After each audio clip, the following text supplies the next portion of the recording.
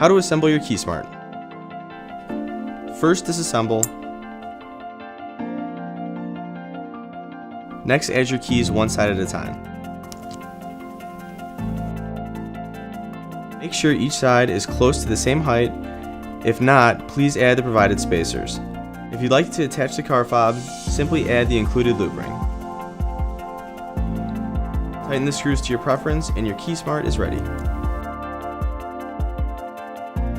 To add USB storage, simply add the provided spacer and USB drive. For additional room, expansion packs are available.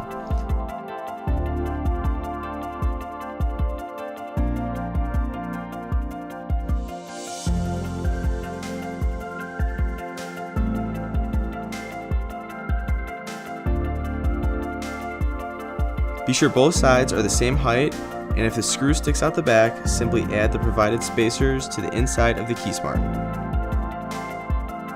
Spacers, loop rings, and thicker keys can all be added but will reduce the capacity of the KeySmart. Expansion packs are always recommended if unsure. We hope you enjoy your KeySmart.